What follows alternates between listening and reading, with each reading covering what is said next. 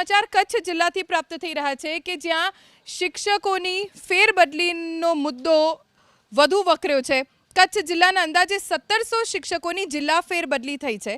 જિલ્લા શિક્ષણ સમિતિએ એક ઠરાવ કર્યો જેમાં નક્કી કરાયું કે જ્યાં સુધી નવા શિક્ષકોની ભરતી ન થાય ત્યાં જૂના શિક્ષકોને છૂટા નહીં કરાય। શિક્ષણ સમિતિના આ ઠરાવના વિરોધમાં શિક્ષકો રજૂઆત કરવા જિલ્લા શિક્ષણ સમિતિના ચેરમેન પાસે પહોંચ્યા અને તાત્કાલિક છૂટા કરવાની માંગ કરી। શિક્ષકોએ ચીમકી ઉચ્ચારી, જો ન્યાય નહીં મળે તો કોર્ટના દ્વાર ખટખટાવીશું।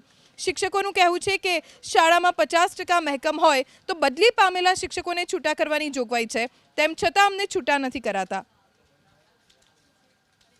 50%નો નિયમ છે, પ્રકરણ F નો નિયામકશ્રીનો જ છે ઠરાવ, બરોબર। એમાં નિયામકશ્રી માંડીને તમામ અધિકારીની સાઇન છે। એ પ્રકરણમાં જો અમે છૂટા થવા પાત્ર છે છતાં છૂટા નથી કરતા એમ તો પછી ન કરે અને અમારે મજબૂર થઈને પછી ન્યાયતંત્રના શરણે જવું પડે, એમને યોગ્ય લાગતું નથી। અમારી એટલી જ માંગણી છે કે અમે આટલા જે શિક્ષકો છીએ એને અત્યારે અમને જે જીઆર છે નિયામકનો એ મુજબ અમને છૂટા કરી દે 50% મુજબ। જિલ્લા શિક્ષણ સમિતિની છેલ્લે મળેલી બેઠકમાં એવો ઠરાવ કરવામાં આવ્યો છે કે જ્યાં સુધી નવા શિક્ષકોની ભરતી ન થાય ત્યાં સુધી કોઈ શિક્ષકને છૂટા કરવામાં આવે નહીં।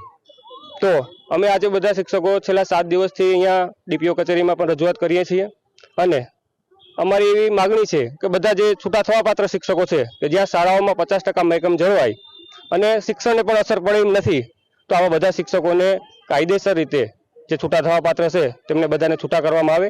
એ કચ્છની પરિસ્થિતિ એક તો 50%થી નીચે હમણાં શિક્ષકો છે અને એમાં આ જો બદલી કઈ થઈ જાય તો શિક્ષણ ક્ષેત્રમાં ઘણી બધી અવગડતા ઊભી થાય અને શિક્ષણ ઉપર કચ્છના મોટામાં મોટું અસર પડે। એના માટે કરીને અમે આ કડવો નિર્ણય લીધો છે। અમને ઉપરથી 1600 શિક્ષકોને નિમણૂક કરવાની સરકારશ્રી છે। એ લોકો એમ કહે છે કે તમારા થઈ ગયા છે, અમે એમ કહીએ છીએ તમે અમને હુકમ આપી દો તો અમે આ લોકોને છૂટા કરી